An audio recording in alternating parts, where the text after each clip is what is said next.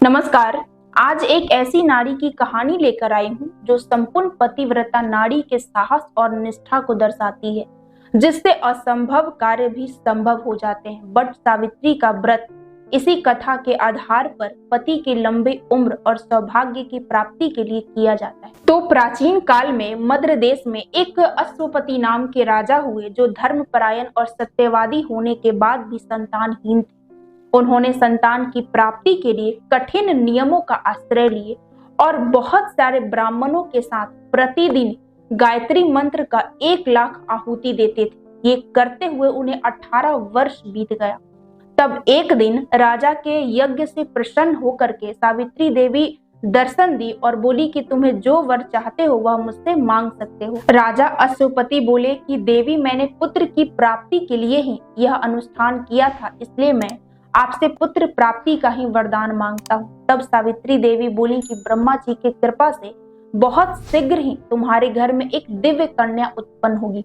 ये सारी बातों को सुन करके राजा अपने राज्य में आ गए और बहुत समय के बाद अपनी धर्मपरायण रानी के उदर में गर्भ स्थापित किए, जिससे कुछ समय बीतने के बाद उन्हें एक दिव्य कन्या उत्पन्न हुई और राजा उस दिव्य कन्या को पा करके बहुत ही प्रसन्न हुए और उसका नाम संस्कार आदि करवाए। सावित्री ने प्रसन्न होकर उस कन्या को दिया था तथा गायत्री मंत्र के आहुति से सावित्री देवी प्रसन्न हुई थी। इसी कारण ब्राह्मण और पिता ने बहुत ही सोच समझकर उस कन्या का नाम सावित्री रखा। वह कन्या दिन व दिन बढ़ने लगी, युवावस्था में प्रवेश की। तब एक दिन वह अपने पिता के पास गई। उस समय राजा अपनी पुत्री को देखकर मन ही मन सोचने लगे कि मेरी पुत्री अब विवाह के योग्य हो गई है, परंतु मेरे तेज के कारण आज तक इसका हाथ मुझसे कोई मांगा नहीं है। तब राजा बोले कि तुम स्वयं ही अपने लिए वर ढूंढ लो जो गुणों में तुम्हारे समान हो। जिसे भी तुम अपना पति बनाना चाहोगी उसके बारे में मुझे बस बता देना, मैं सोच विचार करके उससे तुम्हारा विवाह करवा दूंगा। ये सारी बातें बताकर राजा अपने मंत्रियों को यात्रा के लिए सामग्री रखने का आदेश दे दिया है। इस प्रकार राजकुमारी सावित्री संपूर्ण देशों और तीर्थों पर घूमती रही। बहुत समय बीतने के बाद एक दिन राजा अपनी सभा में बैठे हुए नारद मुनि से बातें कर रहे थे।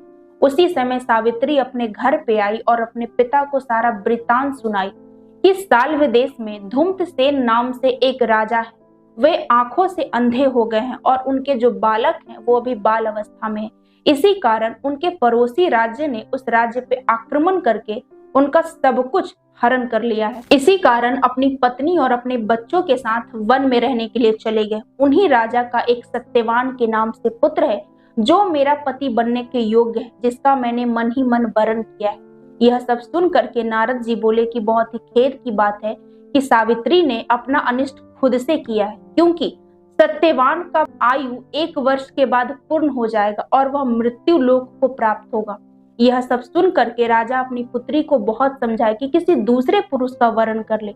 तब सावित्री बोली कि मैंने एक बार उसे अपना पति चुन लिया है, इसलिए मैं दूसरे किसी भी पुरुष का वरण नहीं करूंगी।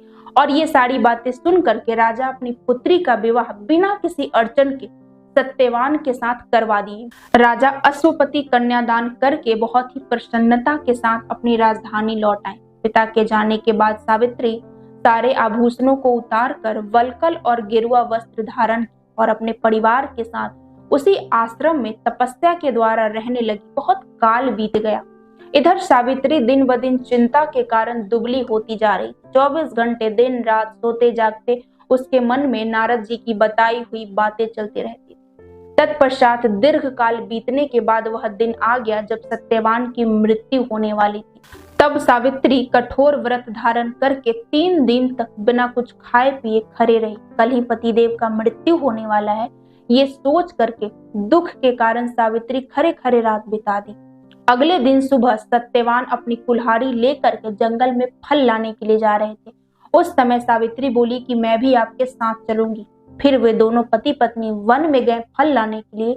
वहां पे सत्यवान सारे फलों को चुन कर टोकरी में रखे और वहां पे लकड़ी पड़ी हुई थी, उसे चीरने लगे। उसी समय अचानक शरीर में पसीना आने लगा और भयानक सिर दर्द के कारण सत्यवान की मृत्यु हो गई। उस समय सावित्री वहीं पे बगल में एक दिव्य पुरुष को देखी।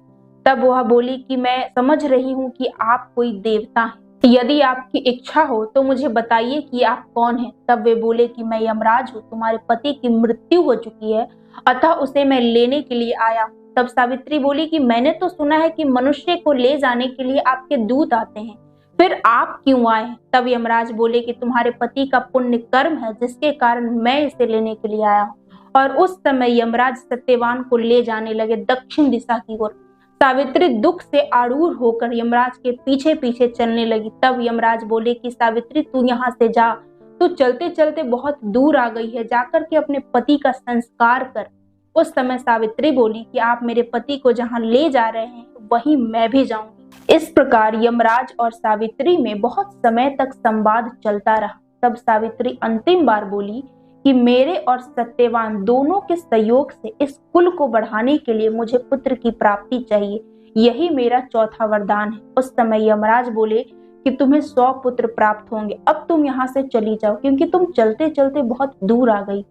तब सावित्री बोली कि आपने मुझे अभी तुरंत ही 100 पुत्र होने का वरदान दिया है और वह 100 पुत्र प्राप्त करने के लिए बिना दाम्पत्य जीवन के वह प्राप्त हो ही नहीं सकता है। इसलिए मैं आपसे पुनः कहती हूँ कि आप मेरे पति सत्यवान को जीवित कर दीजिए। यदि पति देव के बिना मुझे कोई सुख भी मिलता है तो वह मुझे नहीं चाहिए। आपने अभी मुझे 100 पुत्र होने का वरदान दिया है और आप अभी मेरे पति को लिए जा रहे हैं। ये सारी बातें सुन करके धर्मराज तथास्तु का वरदान दिए और थोड़े ही समय में सत्यवान को जीवित कर दिए। तो सावित्री की यह कहानी हम सभी को यही सिखाती है कि यदि आप में निष्ठा है और ज्ञान है तो आप भगवान से भी जीत सकते हैं।